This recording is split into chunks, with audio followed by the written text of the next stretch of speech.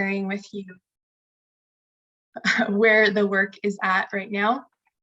And our plan for this session is kind of more informational to give you an overview of the work and to leave some time at the end to have questions and discussion, because we know there's a lot of changes involved with this work.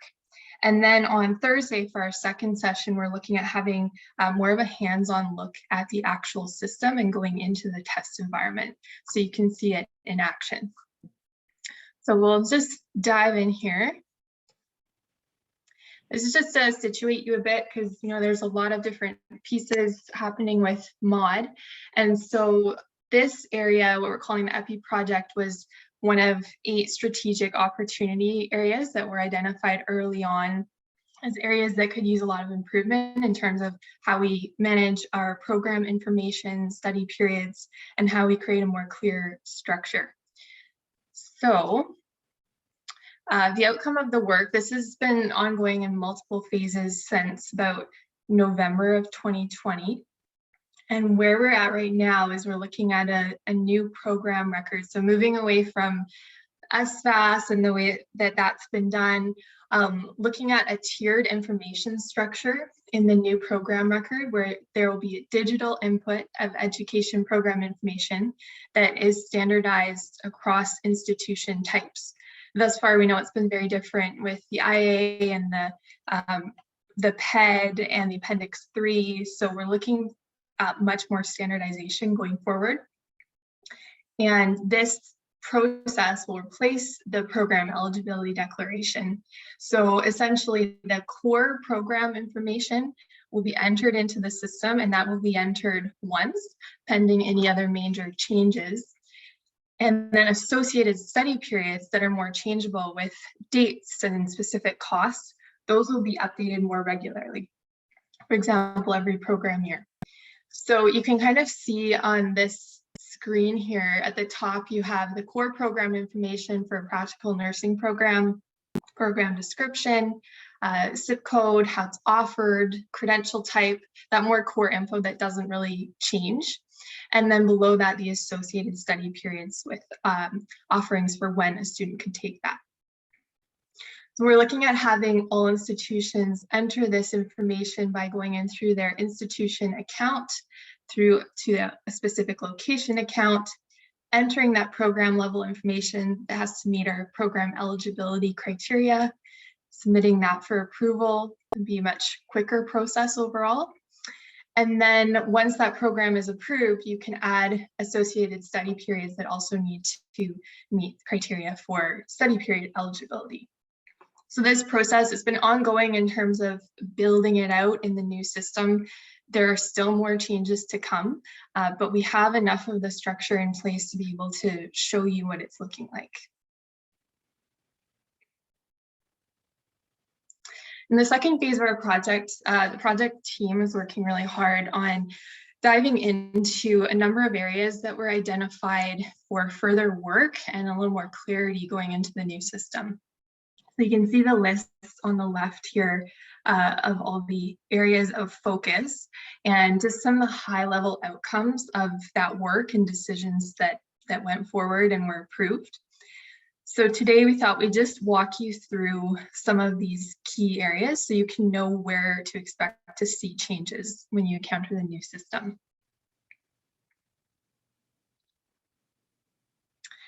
For this first part, cost location threshold. So historically, there have been quite different practices for how different institution types would go about entering programs and study periods in SFAS. So we know for private institutions, there's a lot more oversight in terms of specific location and costs tied to that location. And BC private institutions having one code per location, those costs were always very specific and aligned with our policy more closely in terms of actual costs. So there's a question going into the new system of how we were going to standardize this across institution types. And what we've landed on is we're not going to establish any new thresholds. We're just going to have all institutions entering programs by campus location for the sake of simplicity. So You will select the appropriate location account under your institution account and enter the program that way in the new program record. Okay, and I'll pass it over to Robin. Hi. CIP code, classification of instructional program codes, we will be using these as a code associated with each of the programs in our new system. I understand that private institutions have CIP codes associated with their programs already. I know I've seen them listed in the PTIB directory online. So our hope is that it should be fairly simple for you to find the correct CIP code that has been assigned to your program. And I believe you assign those based on best fit. And so we are hoping to phase out the StudentAid BC program code and move to using the CIP code in combination with other attributes like the credential that it's associated with, as a way of identifying and differentiating between programs. However, in our new program record, we will still have a field for the StudentAid BC program code. So if you want to continue having those identified for your programs, that is an optional field. The CIP code will be mandatory.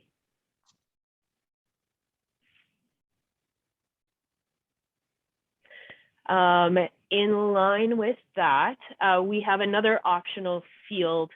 I believe what it is actually called right now in what we've built so far is an institution program code. So if you happen to have an internal code that you use for your program, this is a field that doesn't have any particular validations associated with. So if you want to be able to use code that you use internally to be able to link or identify your program in our system, this is a field that you would be able to use for that. However, it is also not a mandatory field, so you can just leave it blank. Great, thanks, Robin.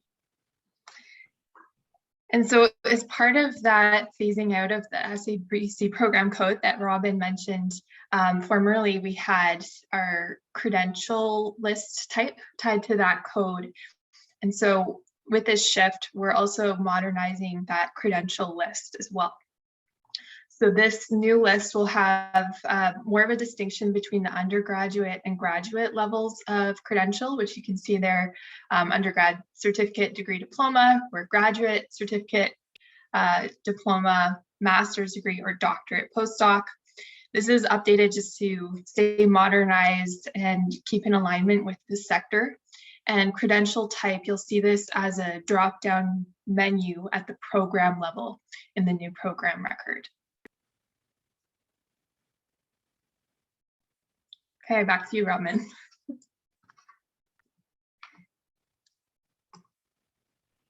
have to unmute myself there. And so intensity. So by this, we are referring to the course load, and students sometimes study on a part-time basis. Because we are moving to a new integrated application that is for part-time and full-time studies, we need to be able to offer a way for the student to see if a program they're in is also being offered part-time. So as part of the program record, you are able to indicate if that program is even available for students to take on a part-time basis. So it's not a change to our policy. We still require it to be a full-time program, but if a student is able to take that part-time, you will be able to indicate that on your program record. Okay, and Stuart. Yes, hi. So online delivery, the policy allows for authorized and regulated online programs at private institutions that meet SABC basic program eligibility requirements to continue to be eligible for student financial assistance. So there's no change to our policy right now. Institutions will enter online delivery related information in the program record, which will have validations attached to each question. And there will be a quality assurance process that Phil's team will be implementing as well. And the online study question will be located both at the program and study period levels of the program record. Thank you, Stuart. And Phil. Hi. So we looked also at international exchange and field study, and we discovered that not really, we hadn't, and also split enrollment. And we noticed that we weren't asking a lot of questions in terms of eligibility. These attributes were looked at usually when an institution first gets designated, and then we don't ask any follow-up questions. So we found this as we discovered this as an opportunity for us to incorporate that into the program record. And so for international exchange and field study, and as I understand, I think international exchanges is more rare on the BC private institution side, but it is still there. So it'll ask for ask questions at the program record, and you will need to attest that your program meets all the eligibility criteria within these attributes. So what we've discovered is as we're moving a lot of the review to the back, sort of as a quality assurance kind of process that we're going to be implementing, you will be attesting that these programs meet all of the eligibility criteria, and then we will do a sort of a compliance review on the back end to ensure that these programs indeed comply with our policy. So we will be asking private institutions, if need be, to provide us some information so that we can do those audits on these programs. But we are sort of putting the onus on the institution to ensure that they read our policy, that they understand the policy, and that they attest that their programs meet that policy. And we, of course, will always be available if you do not understand anything with these attributes. You will contact us and we can help you through this for you to understand, because we know that this is a newer attribute that we are asking BC privates to institute in when submitting program information. Oh, sorry. I just realized that I didn't take a second to talk about split enrollment. So sorry, Haley. Okay. So split enrollment, when we did some review of split enrollment, we found that it's much on the rarer side, and it was more sort of student driven. So what we've indicated is that if any student is in split enrollment situation, it would be handled on a separate basis, so on an individual basis through the student. So it won't be tackled at when you first put in your program information or your study period information. It will be more the student. When they go into the student side, they'll indicate that their study periods are not there, and it'll trigger a similar process to that Appendix 3 that we have now, and give the institution the full ability to be able to indicate all program costs, et cetera, and dates for that specific student. Thank you. Now we can go to the next one. And similarly to the international stage of field study, we're kind of going in the similar direction with work integrated learning. So nothing in our policy is changing in terms of percentage limits with practicums and preceptorships and sort of an overall percentage. So if the program falls within those percentage limits, you'll be asked to attest to it and say that, yes, this meets our policy. Sorry, to say that the program meets StudentAid BC policy. And if it does fall outside of the percentage limits that are allowed by our policy manual, you will then be asked the question if the institutions, if the work integrated learning percentages are approved by your regulator, because we do have wording in our policy manual that allows for that. If a certain government entity or your regulator mandates that a certain work integrated learning has to be a certain percentage and is above our limits, it needs to be approved. So at the program level, it'll ask you, and at the study period level, there are certain questions in both. It'll ask you to attest that it meets our policy. And then we will have that quality assurance process afterwards that StudentAid BC will be doing regular audits on programs to ensure that it does comply with our policy. Thanks, Bill. Yeah, and so as part of this, we're looking more broadly as well at the entry of study period and how that ties back to the overall program. And previously, the study period information was collected quite differently depending on what type of institution you were and whether you entered via the IA, the PED, or the Appendix 3. And this created a lot of differences as well in terms of certain practices like reporting end dates for study periods, particularly around year-end holidays. So in that same vein of standardization, we wanted to just come up with an approach that can be shared across the board that's simple. So all institutions will be calendar selecting their start and end dates of the study period. And the system will be able to then calculate the duration in days. Because Student ABC is moving towards a new weekly funding calculation, anything that's 1 day over a 7-day calendar week will be rounded up to the next full week. So these calculations will be happening, and we'll have our minimum 6-week, maximum 52-week validations in place as per the policy that you're already used to. There will also be a guideline for study periods ending in formalized exam periods that are part of academic programs, that the last day of the month in which exams begin can be indicated as the study period end date, just in recognition of the fact that students really are in study for that time and preparing for exams, which could fall anywhere within typically a broad range of time.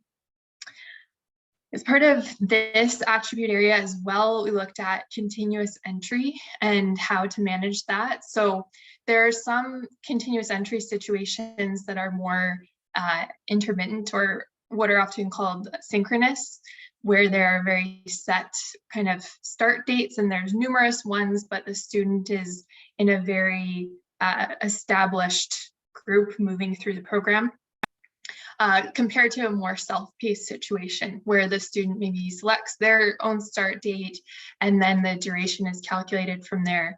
So for the more synchronous study periods, those can just be entered by the institution for as many are needed, tied to one program. Whereas the self-paced ones, those will be managed more through the program information request, or PIR, which, as mentioned before, was similar to the Appendix 3 process, because we know that that area is very much student-driven. Dates are dependent on when a student starts, so those really need manual review by the institution. There'll also be a year of program field at the study period level, and that will kind of serve as a link between the study period and the overall program that it's tied to, and it's a case of best fit. So, for example, the study period belongs to year 2 of this 4-year program. And in terms of location in the new program record, again, you'll see these study periods are entered. Once a program is approved, you can start attaching study periods and submitting those for approval. Study breaks is another area that historically has been problematic in terms of different practices around how break information is submitted, the level of detail with which it's reviewed, and the amount of funding. So this has happened again via the IA or the PED, as you'd be familiar with, also the Appendix 3. And there have been a number of workarounds that Phil is very familiar with in SFAS to accommodate break information. There's also an issue with the way that we've even described breaks. We have many different terms for them. So we're moving towards a more standardized approach for study breaks. So we will be calling them in the system. And the biggest shift here is you'll see that instead of assessing study breaks at the program level as part of program eligibility, we're shifting them down to the study period level. So they won't be looked at in terms of whether a program is eligible or not, but in the determination of funding for a study period, they will be assessed.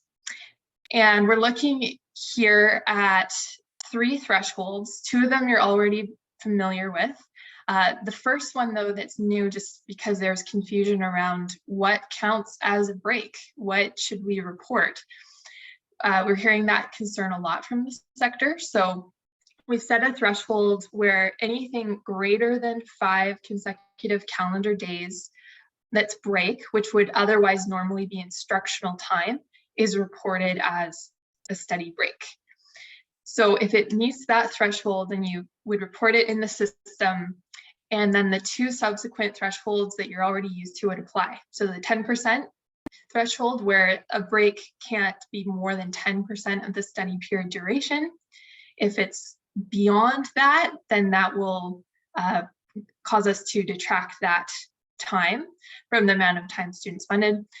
And similar, the 3-week or 21 consecutive calendar days threshold, a single break can't be configured in more than 21 consecutive days in a row.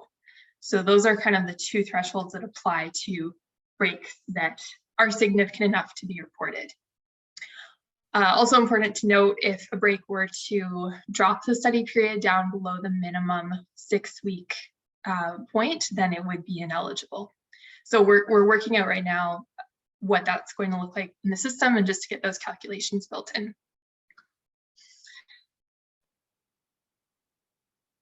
Okay, Robin.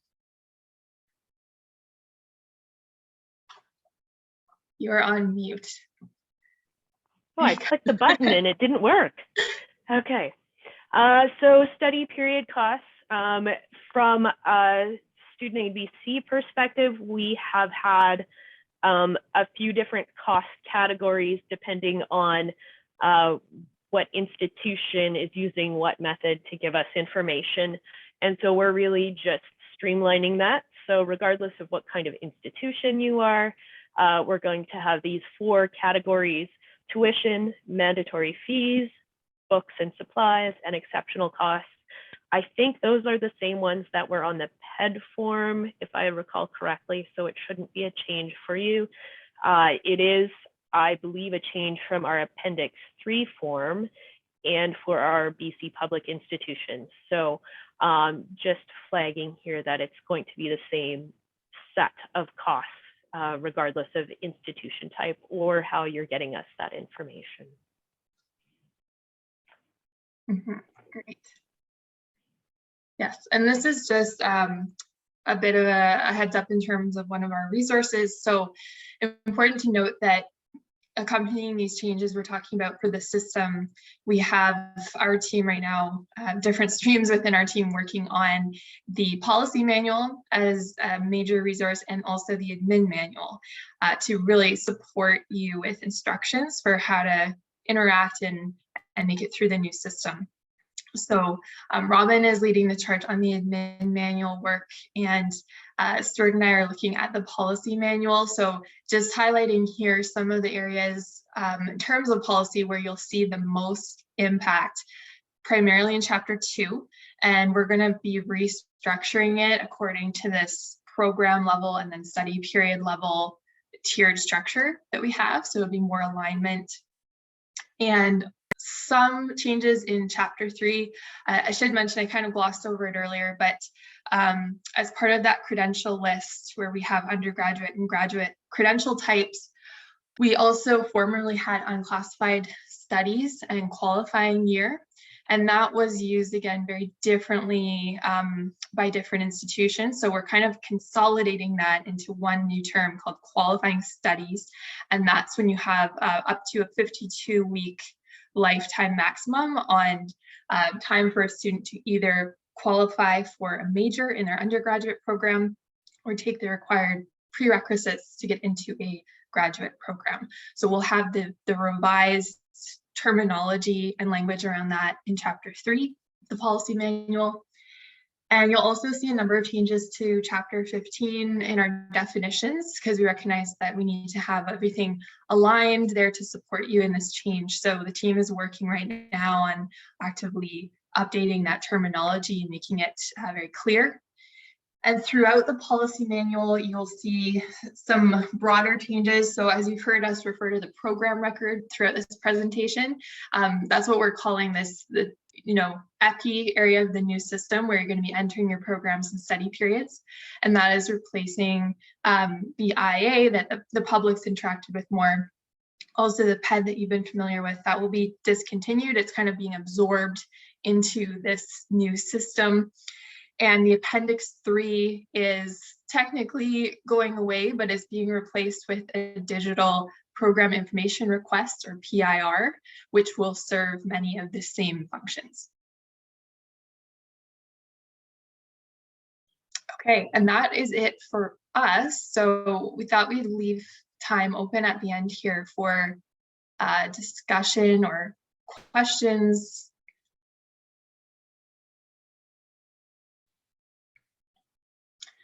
Yes, I see a hand, Calvin. I think you're on mute, sorry.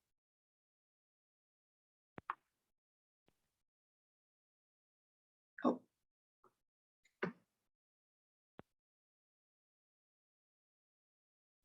Oh, sorry, I still can't hear him. Yeah, I don't think Oh, there you are, yeah, okay. that's me. So Cal, I don't think we can't hear you still. You're Oh, okay. not on mute, but we can't hear your microphone, Cal.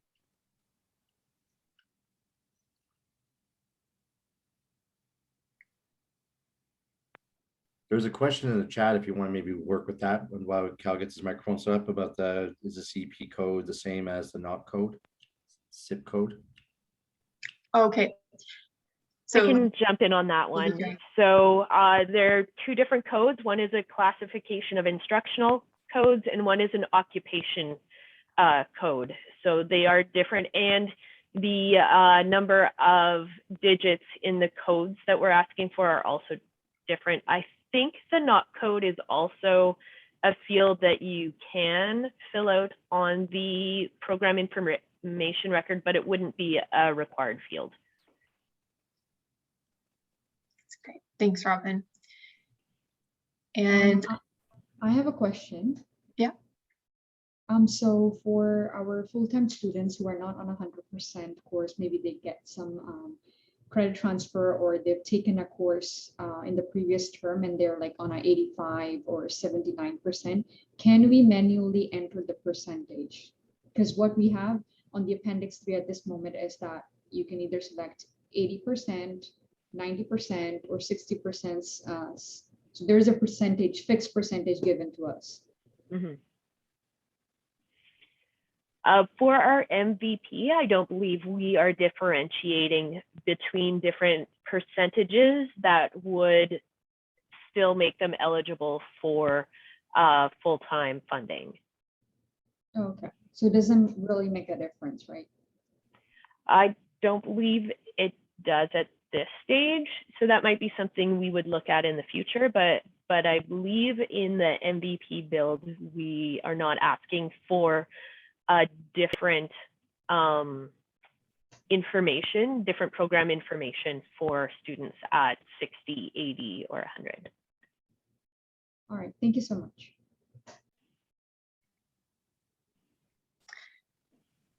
I see there's a question regarding break in the chat. So if a break is 5 days long and then the Monday is a stat holiday, is that 6 days break or 5 days break?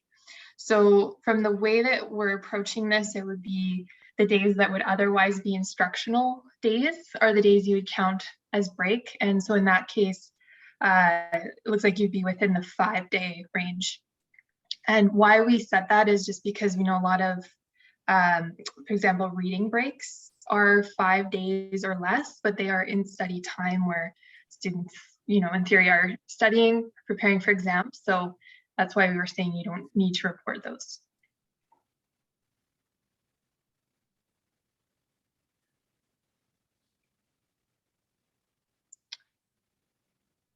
Okay, and minimum study periods. So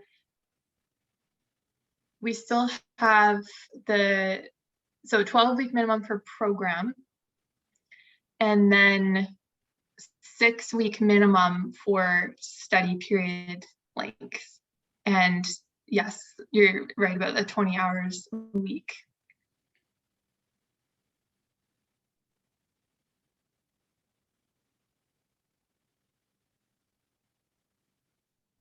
Oh yeah, thank you, Phil. Yeah, you were already on it.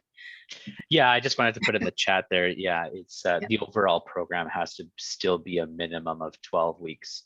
and a minimum of 20 hours per week. But any given study period can be less than 12 as long as the overall program itself is 12 weeks, a minimum of 12 weeks. Right.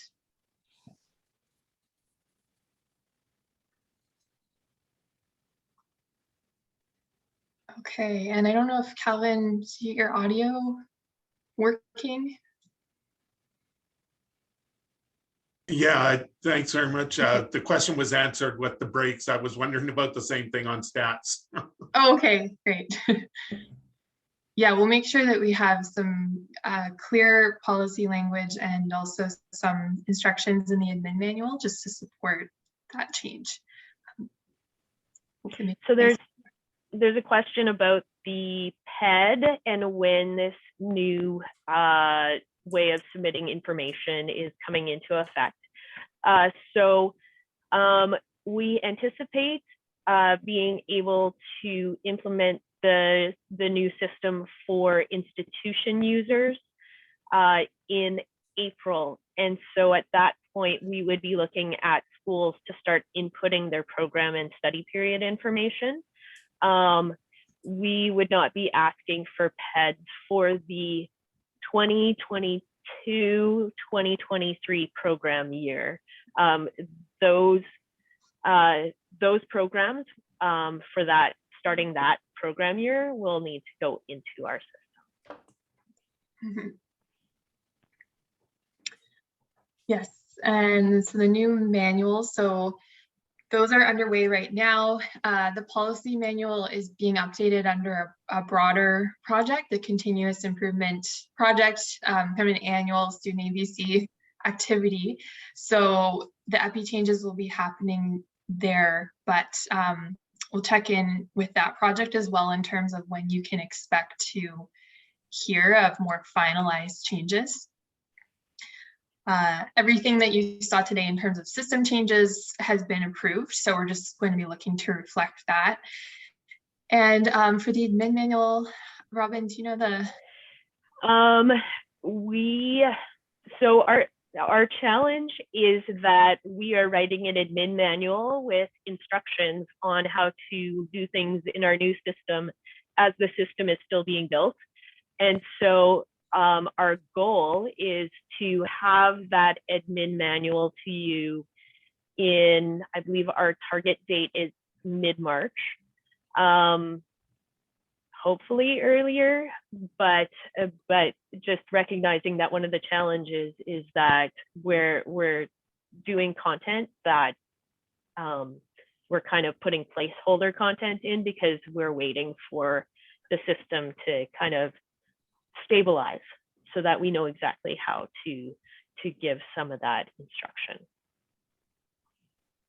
Mm-hmm. And so we see Andrew's hand up. Yeah, I was just wondering what the Appendix 3, you say you're phasing it out, and you said it's moving to a program reporting. How different is that going to be in terms of variation and like the reporting that will be logged into that? And also, will the portal still be like accessible, or is it going to be moved to a different portal? Like, what is that going to look like? Because I feel like you're phasing that out for the next year, right? That's correct. Maybe I can jump on this one. We are going to be giving you a bit of a sneak peek into the new system on Thursday in the presentation. So you'll be able to see what that looks like. We are phasing out what we call Appendix 3s. The program information record will be available in the partner portal, but it will be a new partner portal. So all new system to use, and it will align with the program information that we ask you to enter and the study period information. So it should look similar and be a similar kind of experience for you to enter that information. Oh, okay. So data input's not radically changing. No, okay. No, because we're not making mass policy changes. So we're still looking for the same information we need to do our assessment. That's fair. Thank you. Yeah. Okay, just checking the chat here. Are you working on a policy for program interruption beyond student or institution control? So we do have policy for interruption of study. Where do we have it? In chapter 9 of our policy manual. And so that is already available. Yes. Yeah, that's great. It's under 9.4. That's in place. You mentioned that Appendix 3s are going to digital PIR format. Are there any other appendices going to a fully digital format? Robin, do you know instructions? Yes, we are moving as far away from paper/manual processes as we can.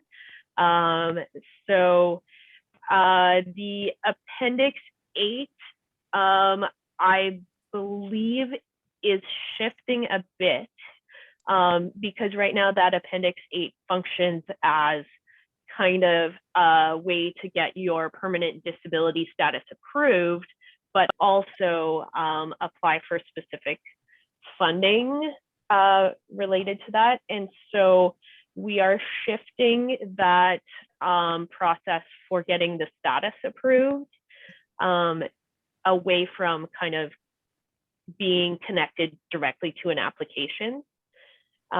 Students will be able to set up their account and then get that status approval process initiated at that point. But I believe we will still need a form. It won't be the same form, but they'll need a form for the few, I think there's a services and equipment grant and the learning disability assessment grant. So some of those remaining programs that they need funding for, we haven't narrowed down exactly what that form will look like, but there'll still be a form for that. Great.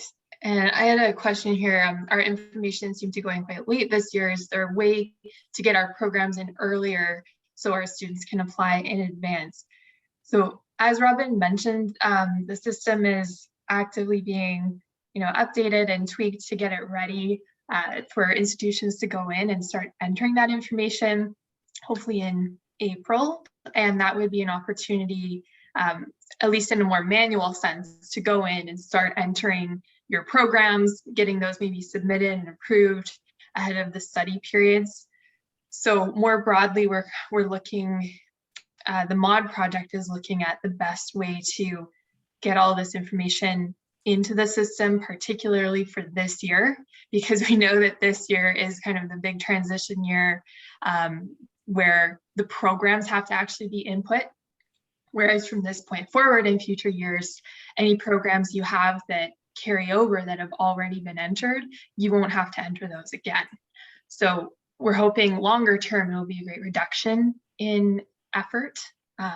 So just looking at how that info will be entered this spring. So I see there's another question about Appendix 3s.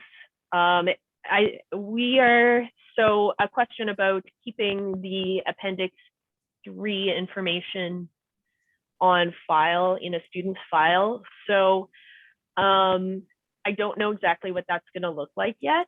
But we'll be updating all of the instructional information, the admin manual information to clarify what our expectations are and where you find that information, how you store it. So we're still working on some of those details. And see, there's a question related to PED. So if the last day of classes in a given program fall on a Monday or Tuesday, would it be rounded off to the full week? And would this rounding affect program eligibility?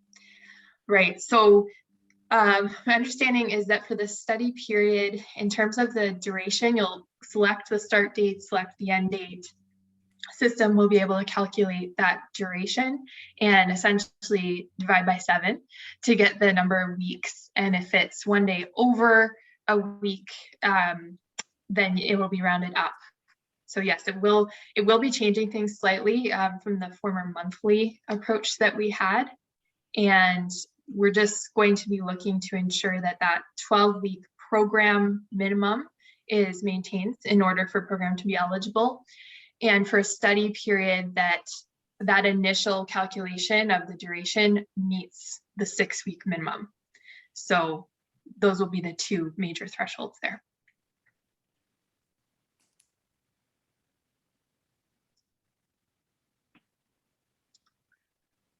Okay, I see there's another Appendix 8 or a comment.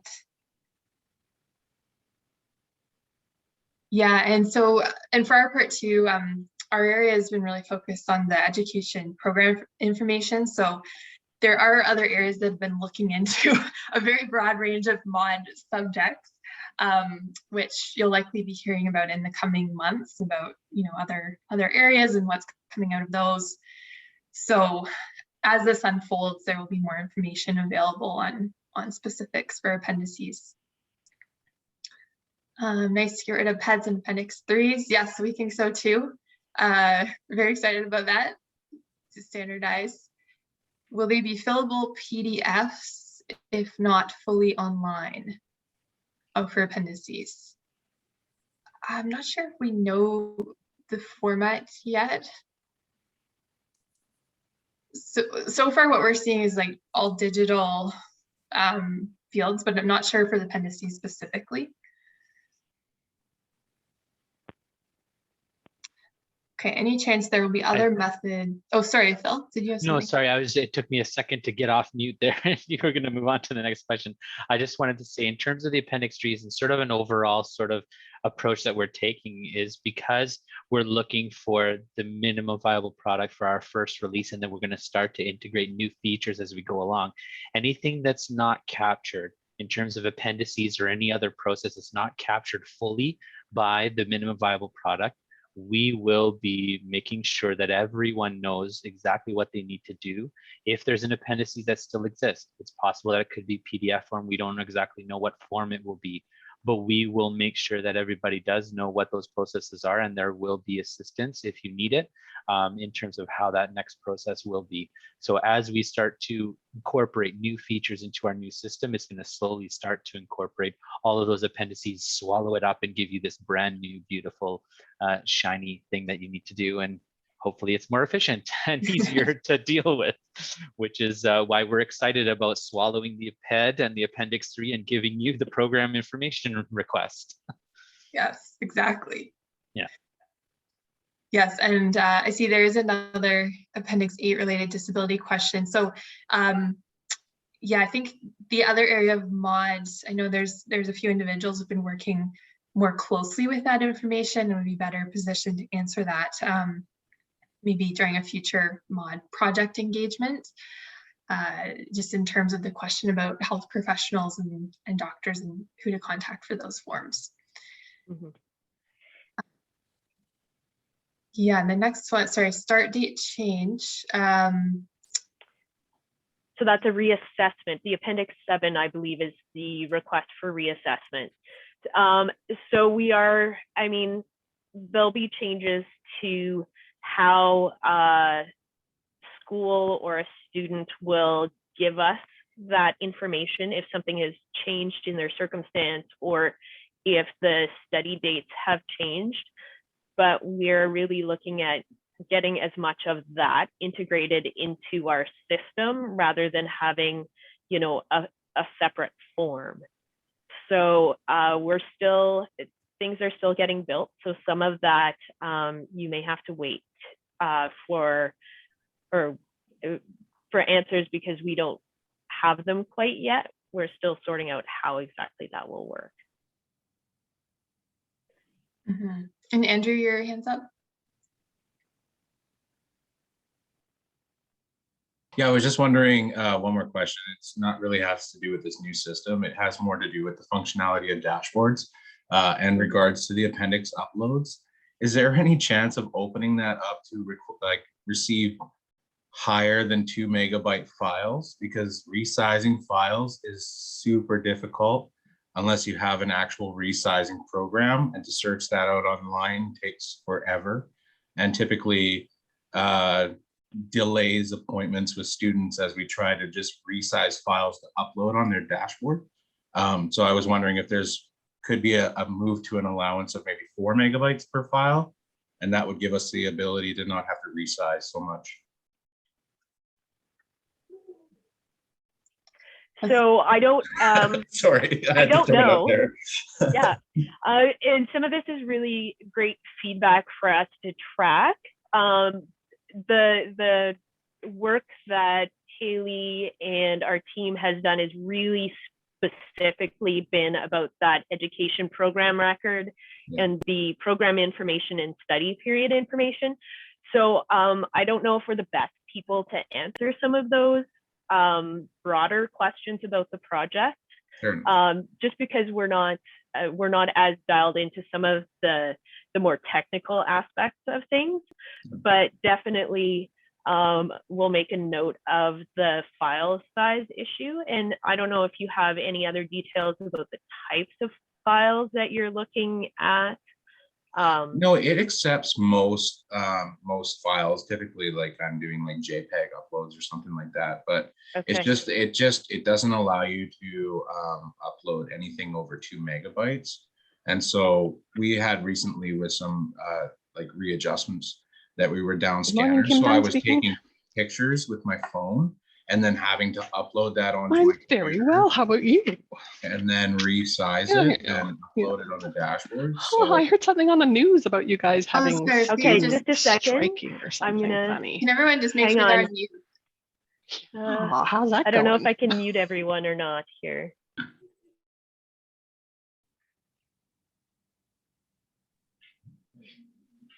Okay, I think we're good now. I think we're good now. Sorry, Yeah. Andrew. Very good. Yeah, no, I just like, I know it has nothing to do with your new system. I hadn't been able to like tell anybody that. And it's something that definitely slows down process when we're trying to do things as a financial planner. So. Right. Thank you for mentioning that. Now Yeah, I'm muted. What are you uploading? Like what subject? Like, are you uploading reassessment requests? Are you uploading appendices? Appendices, typically a 7s and 8s. Okay. Yeah, because you have on the option to email or to upload it, and uploading it on the dashboards for students typically is a faster response on terms of your guys' side. So moving that way is a much nicer way to move. But again, there's a limit of 2 megabytes per file. So it really slows things down. Okay. Right. Yeah. Awesome. I did just want to just provide some more, and I know because like they alluded to, we're not on the technical side, but I was part of a lot of conversations when we had broader feedback to the group, and the subject of file size was on, and there was feedback that was provided in terms of file size. Now, what has come to the outcome of that, we're not quite sure. We can always continue to give that feedback to the project team. But the hope is that, because you're alluding to Appendix 8s, Appendix 7s, Appendix 3s, the hope is that those are just going to disappear, and then you won't even have to. You just go into you would log in, you would go to see your program information request, you fill it out, you hit submit, and there's absolutely no file that needs to be uploaded whatsoever. So the files that we would be looking to upload would be any sort of supporting documentation, whether it be an appeal or whether under supporting documentation for online delivery or anything like that we would need. That's something that we would look at and we can certainly give feedback for. But the hope is that we want to try and minimize that as much as possible. And that's the whole point of doing this new system, is minimizing the having to do any file upload whatsoever. So that makes sense. Yeah, to have that actually in their dashboard and go complete an Appendix 8 or whatever, right? Exactly. And whether you're filling in Appendix 8 or not, or whether you're filling out Appendix 7, the process is just going to look different. But it's the idea is that there's just nothing you have to upload. Yeah, fair enough. Perfect. Thank you. Okay, and so after the new PIR, what will the process be? The PUTI system still to confirm and release funds. So that's the confirmation of enrollment piece, correct? I see some nods. Good. All right, I know my terms. So in this same partner portal will be the ability to electronically confirm enrollment.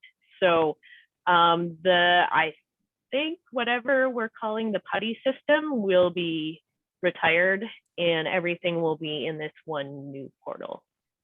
And sorry, can I add to that? Because Mhm. so currently right now, roles are segregated, I guess, when you're in province. Mhm.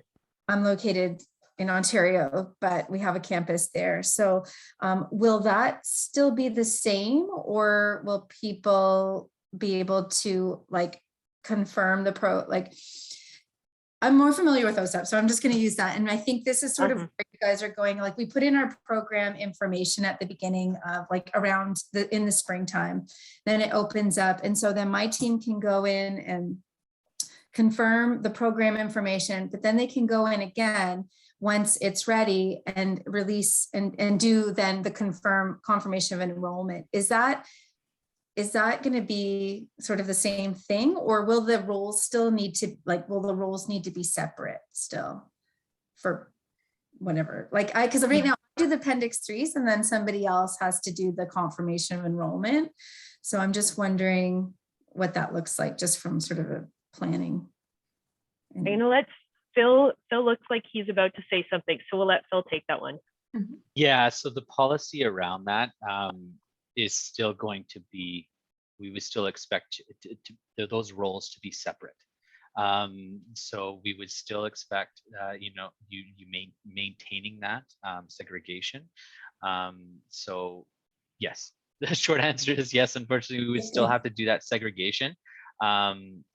However, it'll be a lot easier to do because it's not going to, and this is speaking back to the other sort of SFAS PUTTY part, is any programs that will, so we'll still keep SFAS alive, so SFAS PUTTY, and still have those, you know, having to do those two separate things in the current partner portal that we use now, as well as SFAS, and having those separate for any student applications where their study date starts prior to August the 1st.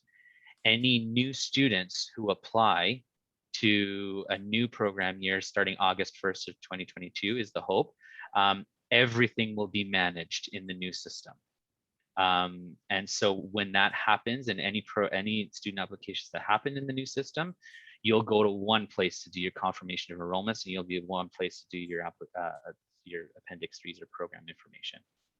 Okay, so if we have a program like their 4th year and it starts in July as sort of the beginning of the term, those ones will have to be managed sort of the way that we're doing it now, maybe not the appendix 3 part, but the PUTTY system. And then after that, let's say for a regular fall enrollment, it'll be in the new system essentially. As I understand it, correct. Yes, okay. Absolutely. Yeah. And we'll have more details yes, coming out as to kind of when those cutoff dates are and when you go to when everything's in the new system versus if there's things that still need to get managed in our older system. So some of those details are still getting worked out, and I know Elise is working hard on putting together details about how those are going to be managed. So stay tuned. Yes, and I had a question here from Stephen around with schools having gone digital, will there be an update to policy on what must be kept and for how long in terms of paper documents?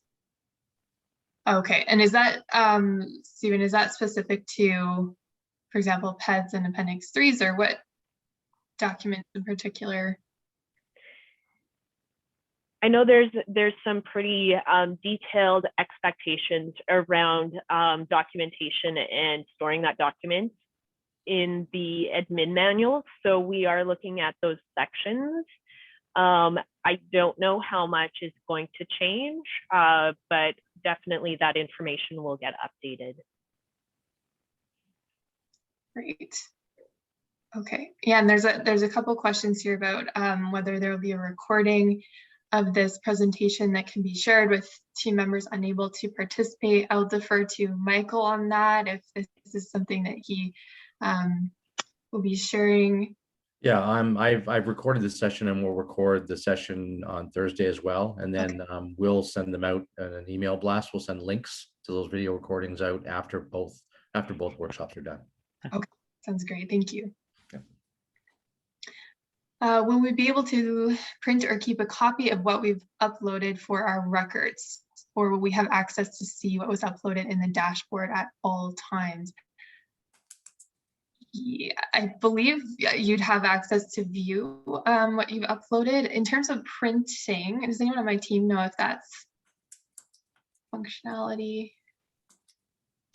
I guess I'm not 100% sure. I know that with certain things like program information requests, if they are triggered by the student, you can see the list of the ones that you have to complete. And after you submit them and they are completed, they do still stay there. But in terms of print functionality, I'm not quite sure yet if that's going to be built in to that. But anything you do submit will still stay there. And any study periods that you add will still stay there. And any ones that either have been declined or in progress, I believe you will be able to view. show up there. Great. Yeah. Yeah, and Helen, I believe your question regarding the separate permissions for COE and that was answered by Phil. Okay, and with the new portal, are you going to issue institutions their login credentials, or will you still have to use our BCEID logins? Right, this new system is through BCEID. I don't know, Phil, if you had anything to add there. Yes, so we are still working on certain aspects. However, for this group, I believe this is mostly primarily BC private institutions. You guys all have business BCID logins.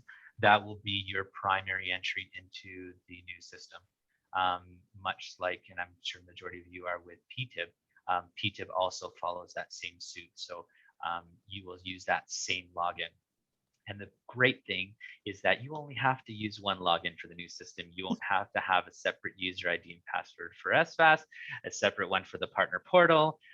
It will all just be one. So you don't have to, a lot of that management will go away. Yeah. And from my understanding is that if you do have any new employees or any employees that do move on from your institution, if you update your business BCEID account with any new users, our new system will be fully integrated and be able to pick up on that. So if you delete their profile at the business BCID account, they will no longer be available for our portal. So there's no double management there as well. Great. And I think so our last question here that I can see is just about contact information for helping institutions through the transition. So coming up to March, ahead of the system, knock on wood, going live this spring and people accessing it, we're going to be sending out communications. And so I know you hear from IPDT annually, so we're going to be working on your team with Phil to get those communications ready with the materials to support you in the transition, and that will contain the details that you need to know in terms of going forward and what that's going to look like. And I know we are at 12 noon, so I just want to be cognizant of the time here. We don't want to keep people past because we know you have other stuff going on. Yeah. So maybe we'll wrap it up there. And if there's other questions in the chat, maybe you guys could just make a note of it. Maybe we could start there on Thursday. But I think this is good for now. Thank you so much. It's a great start. And I guess the agenda for Thursday is what again, Haley? Yeah, so we're going to be diving into a look at the system itself. So Katie will be sharing a video overview of login and looking at the test environment, and then we'll have a similar kind of Q&A point at the for the second half. So. That's fantastic. Great. Okay, everybody. So I will send out the link again on Thursday morning, so you don't have to worry about trying to find this one again. I'll blast it out again on Thursday morning, so it'll be in your inbox then. And again, we'll sign on at 10:30 just to give people a chance who have any technical issues, and we'll start at 11 o'clock as planned. Thanks very much for your time, guys, and we look forward to seeing you on Thursday. Have a good week in the meantime. Great. Thank you. Thanks, everyone.